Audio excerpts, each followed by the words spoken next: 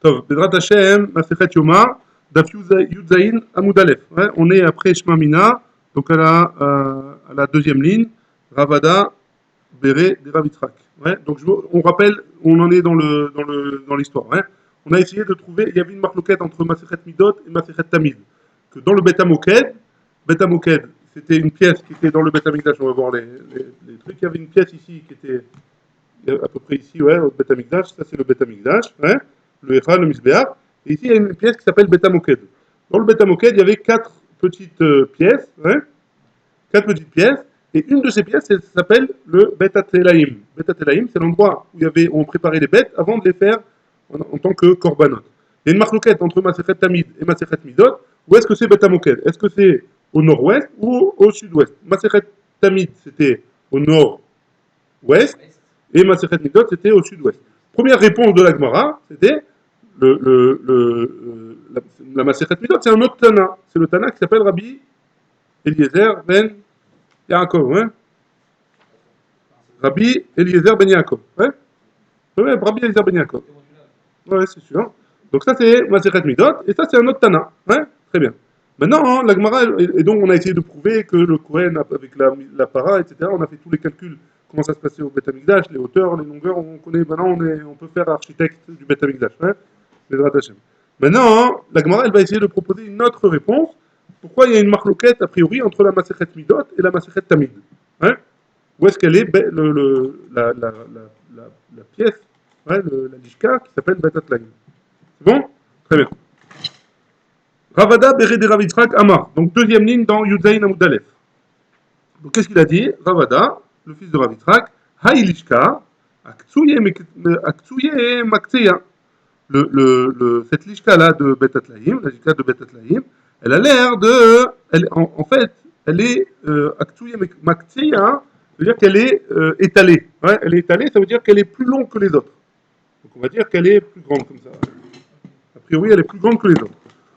Ou des athées mitzafon, et quand je rentrais du tzafon, dans la lishka, dans le Bet Hamoked, donc je rentrais vers là, hein, je rentrais vers là, alors qu'est-ce que j'avais l'impression? Mitrazi allait Bedarom, j'avais l'impression qu'elle était au Darom, ouais, elle était au sud, c'est là. Ça c'est facile, ça dépend, d'après qui? D'après Midot ou Tamid? On vient du nord. Ah oui, d'accord. On ne sait pas, ouais. Donc quand je rentre du nord, j'ai l'impression qu'elle est au sud, ou d'Atemidaram, mais quand je rentre du sud, ouais, quand je rentre du sud, Mikrazele Batafon, elle a l'air d'être au nord. Mistabra de Bemaravid Dromit Avay. Et ça a l'air d'être que, c'est ce qui serait logique, la logique voudrait que c'était au sud-ouest. Donc elle était ici en bas, ouais, au sud-ouest. Mimai, pourquoi? Ouais, c'est quoi la preuve? C'est quoi ta preuve, Michila? Mideraminan lechem apanim a lechem apanim. D'où est-ce qu'on sait ça? Parce qu'on a fait un ékesh entre lechem apanim et lechem apanim. Donc, pourquoi on a fait un ékesh entre les lechem apanim et les lechem apanim? Il y avait une stira entre le lechem apanim et le lechem apanim dans l'endroit dans la lishka. Dans quelle pièce on le mettait? Shayosimba et lechem apanim. Dans la Mishnah de Masechet Midot, il y a écrit Meforach qu'elle était dans le dromit mizrachit, au sud-est, ouais, au sud-est. A priori au sud-est, ici. Ouais? Au sud-est. Ou Meshaninan, et on a expliqué là-bas, et, pardon, ça c'était dans la Masechet Midot. Et dans la Masechet Tamid, là-bas, ça avait l'air qu'elle était Mizrachit Sfonit. Elle était au nord-est. Les Chamapani, elle était au nord-est. Donc là-bas, qu'est-ce qu'on a expliqué? Meshaninan, et on a expliqué, Amar Ravuna Bered Rav Yoshua, Ravuna Bered Rav Yoshua, il a dit, mort, le Tana de Masechet Midot, Kachashiv Derech Yamin, il considère qu'on va vers la droite, hein, Mismol et Yamin, de gauche à droite. Ou mort Kachashiv derrière Smol. Et l'autre Tana, il a dit non, on va de la gauche vers la droite. Donc il y en a un, il dit qu'on va de la gauche vers la droite, pardon, et l'autre, il dit vers la droite, de droite vers la gauche. Donc la Masechet, dans la Masechet Tamid, il va de droite à gauche. Hein. Et donc, là-bas, on a expliqué comme ça. Et donc, ici aussi, a priori, on devrait dire que ça veut dire que c'est plus mistaber que de dire qu'il est, il est en bas à gauche, il est en sud-ouest, pardon. Et en sud-ouest, pourquoi? Hein? Parce que dans ma Masechet Midot, on va de gauche à droite. Ouais. Et donc, a priori, on devrait commencer Ça veut dire on devrait dire de là par là, par là. Ouais. On devrait commencer par celle-là. Et donc, ça serait Mizrachit Dromit. Maravit Dromit. Donc, nord, sud, ouest. Sud-ouest. On va y arriver. La Gemara, elle explique comment il a expliqué ça. Ouais. Yamar Bishlama, si tu me dis que ça va bien, si tu me dis que Bema Ravit Dromit, ça va bien, si tu me dis qu'elle est au sud-ouest, pourquoi les Mitzvahs, les Chem Apanim. Les Chem Apanim, parce qu'on a expliqué comme dans les Chem Apanim. Les Chem Apanim, ouais. Et donc, ça veut dire quoi? Ça veut dire qu'on va dans Midot de gauche à droite et dans Tamid de droite à gauche. Et donc, après et donc dans l'ordre de la Mishnah là-bas, tout de suite après, donc dans l'ordre de la Mishnah là-bas, après le Lechem Apanim, il y avait, après la Lishka qu'on énumérait là-bas, il y avait la Lishka de Betat Laïm. Et donc, c'était Maravit Dromit, sud-ouest. Ça sort dans l'ordre de la Mishnah de Midot, ça sort que c'était au sud-ouest. Et dans l'ordre de la Mishnah dans Tamid, c'était au sud-ouest aussi. Donc ça va bien d'après ça, quand on dit comme ça. Quand on dit que qu'on va de gauche à droite. Ou alors de droite à gauche, suivant la maseret où on était. Ouais. Très bien. Haïnou, Temetares, Lechem Apanim, Lechem Apanim, parce que comme ça qu'on a expliqué, Lechem Apanim, Lechem Apanim. Et là, il y a Marsonit Maravit, Avaï. Mais si tu me dis qu'elle était au nord-ouest, sauf, Maï Tiroutsa de Lechem Apanim, comment tu peux me dire que le Tiroutsa de Lechem Apanim, que dans un cas, dans le Masechet Midot, on va de gauche à droite, et dans le Masechet Tamid, on va de droite à gauche. Donc ça marche plus, ce Tiroutsa là, il marche plus. Ouais. Parce que là, ça voudrait dire que là, j'aurais le Bet Atelaïm. Et donc, si je dis qu'on va de droite à gauche, alors on aurait dû dire que si je vais de droite à gauche, alors je ne peux pas dire que le Lechem Apanim il est à la bonne place. Ouais. Et donc le Bet Atlaïm il n'est pas à la bonne place non plus. Donc il n'y a plus de tirout. Le tirout il ne marche plus. De droite à gauche ou de gauche à droite, j'ai un problème dans l'ordre des lishkaot là-bas. Ok. C'est à cause du tirout qu'on a donné pour le Lechem Apanim. Le Lechem Apanim, on avait une autre marloquette. Est-ce qu'elle est au nord-est ou au sud-est? Réponse de la Gemara, je ne sais pas nord-est ou sud-est, mais d'après la réponse de la Gemara, il y a une réponse. Elle est dans un des deux endroits, mais dans l'un, on commence à compter de droite à gauche, et dans l'autre, on compte de gauche à droite. Et donc, ça sort au même endroit. Ouais. Je ne sais pas lequel exactement il est très bien. Et la lave, Shmamina. Et donc, c'est pas de là qu'on apprend que Maharavid Dromit Aïta, aïe. Et donc, de là, on apprend que forcément, elle était Maharavid Dromit. Elle était au sud-ouest. Au sud-ouest. Elle était au sud-ouest. Betatlaïm, elle était au sud-ouest. La Gemara, elle termine, elle conclut, elle dit Shmamina. En effet, elle était au sud-ouest. Très bien. La Gemara, elle objecte sur ça quand même. Ouais. Elle dit Ravuna, sur Ravuna, elle objecte, le fils de Rabbi Ushua. Qui dit que dans la Masechet Tamid, on avait dit que dans la Masechet Tamid, on allait de droite à gauche pour calculer les lishkot. Ouais. On allait de droite à gauche. Comment elle objecte? Marmor, Kol, Pinot, Chataponé, à chaque fois que tu devais tourner dans le Beth Amikdash, Lo, Iyu et là, derrière Yamin, la Mizrach. Ils allaient à droite vers le Mizrach, vers l'est. Ouais. Donc comment tu peux me dire on fait le contraire dans le Masechet Tamid? Réponse de la Gemara, Hanemile, Avoda, là-bas on parle quand il fait une Avoda, pas quand tu es en train de calculer où est-ce qu'il est, tu es en train de te diriger. Quand tu fais une Avoda, quand le Kohen, par exemple, il rentrait, il montait sur le Misbéach, alors il devait tourner vers l'est toujours, hein, vers la droite ou vers l'est toujours. Ouais.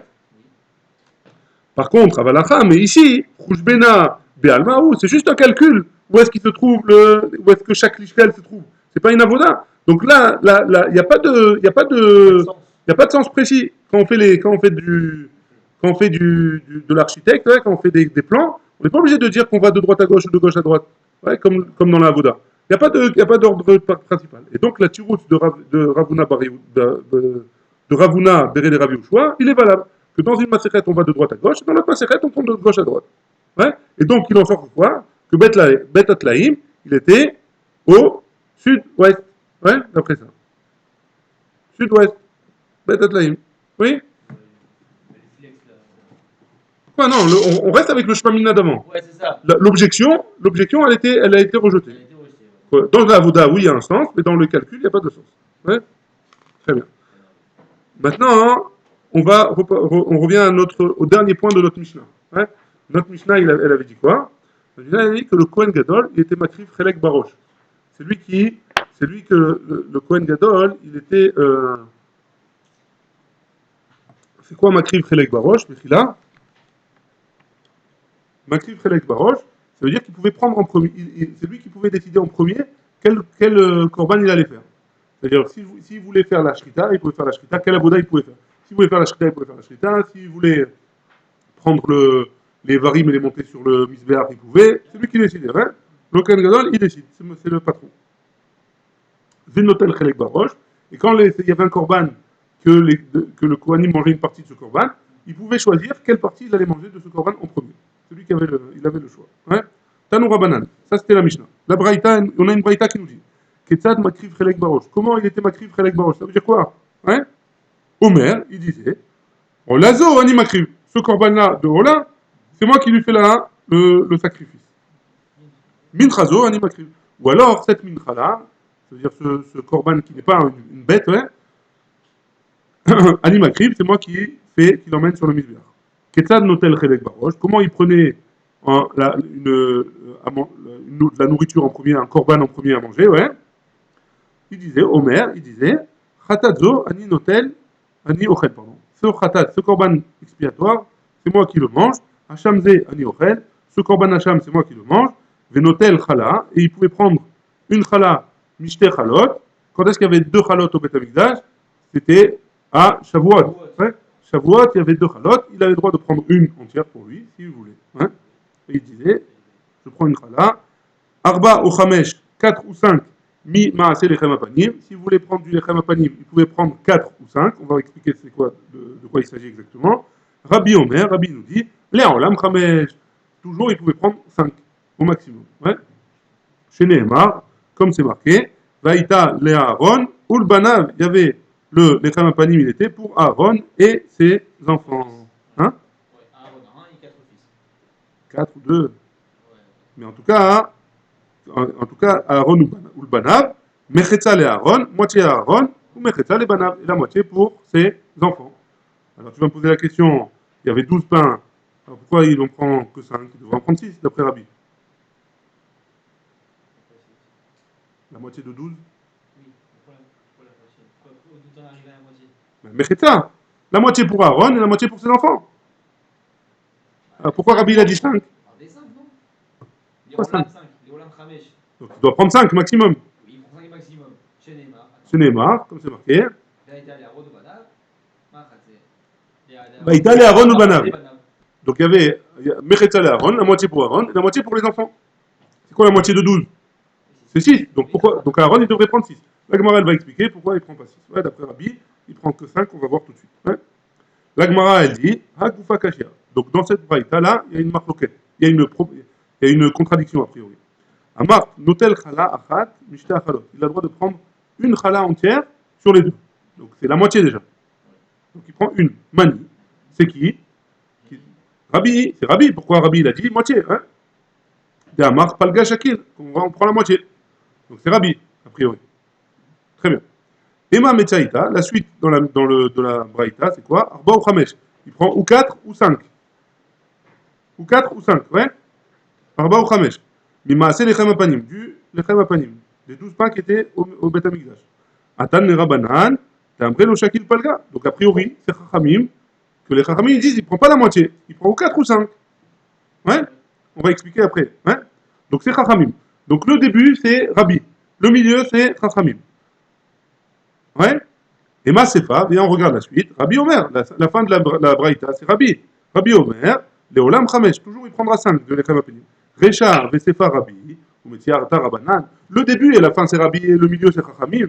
C'est pas logique, a priori, ça devrait être tout la même chose, ou ça devrait être le début quelqu'un et la fin un autre. Amar Abaye nous dit Recha, ou Metiar Tarabanan. Pardon. Amar Abaye, pardon, Mechila. Recha ou Metiata, le début et le milieu, c'est Chachamim. Donc on va expliquer différemment.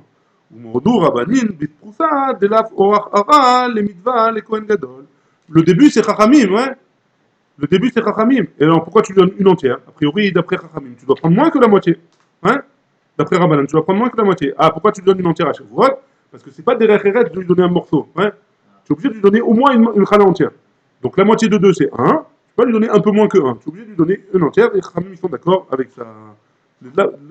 Derech Hara, ouais. Lav Orach Hara. C'est pas Derech Eret. Les mitzvahs, les Kohen Gadol, de donner un petit morceau au Kohen Gadol et pas un truc entier. Oumaï Aïba Ocham. Oumaï Arba Ochamesh. Venez, on essaye d'aller jusqu'à la Mishnah. Oumaï, on a tourné la page, on est Yutret Amoudalef. Hein.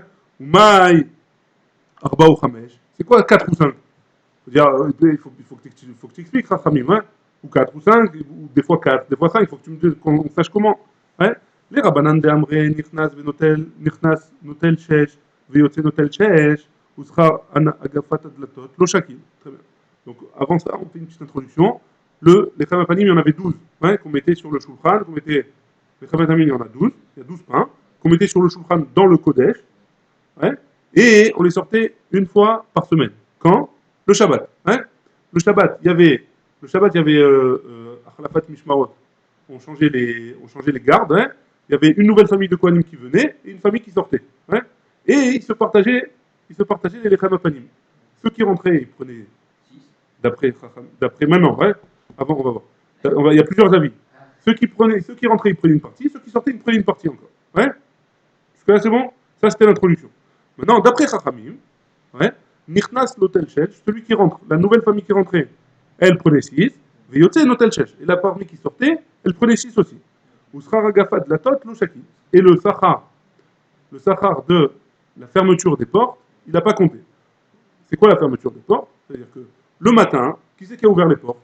C'est ceux qui étaient les Kohanim le Shabbat matin.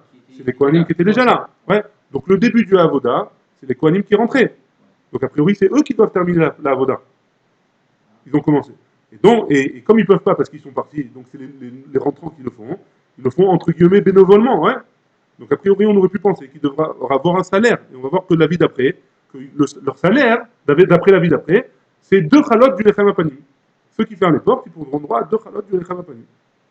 En tant que salaire pour la fermeture des portes. Ouais. Là-bas, il doit y avoir 8-4. Et là, tu dis comme ils ont un salaire. Attends, il n'y a pas de base 8-4. Ouais. Viens, on fait dans les mots. Ouais. Très bien. D'après Chachamim, il y a 6 et 6. 6 pour ceux qui rentrent, 6 pour ceux qui sortent. Et il n'y a pas de salaire pour ceux qui ferment les portes. Parce que de toute façon, la semaine prochaine, ils vont aussi pas fermer les portes. Ouais, ça c'est Chachamim. Mishtem Esrei, Baem Miflag. D'après, sur 12, la moitié c'est combien? C'est 6. Betir Chadam Mipalga, enlève 1 des 6.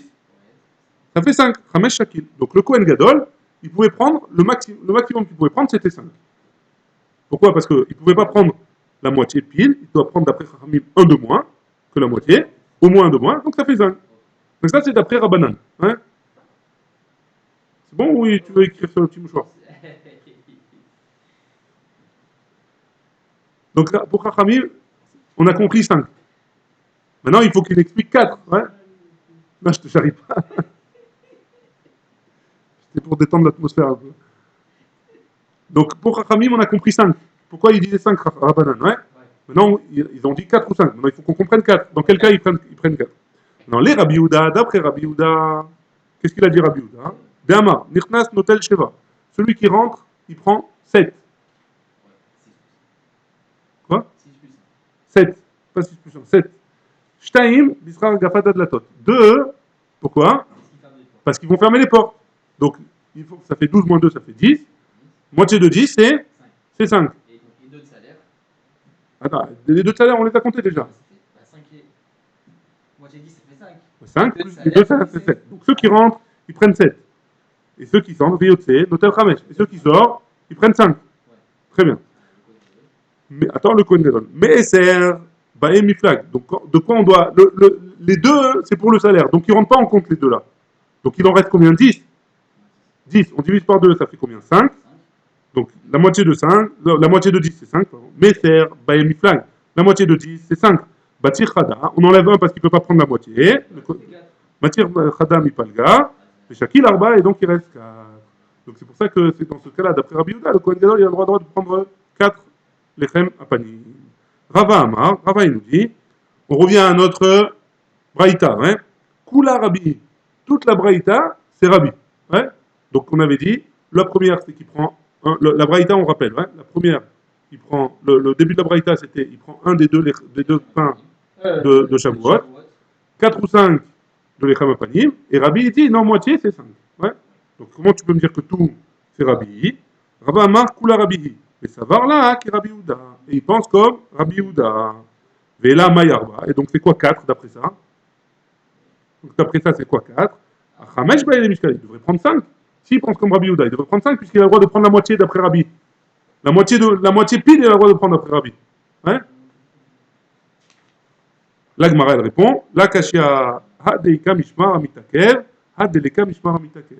Là, on parle dans un cas où il y a une Mishmar Amitakev, et là-bas, on parle dans un cas, donc quand il prend 4, c'est Mishmar Amitakev, quand il prend 5, il n'y a pas Mishmar Amitakev. C'est quoi Mishmar Amitakev? C'est que des fois, hein, le Mishmar, celle qui sort, la famille qui sort, elle va rester, elle va s'attarder au Beth Amikdash. Pourquoi? Parce que, par exemple, il y a un Yom Tov le lundi ou dans la semaine. Ouais. Et comme le Yom Tov, dans les Shalosh Regalim, tous les Kohanim, ils venaient travailler au Beth Amikdash, alors ils ne vont pas rentrer chez eux pour revenir tout de suite. Hein.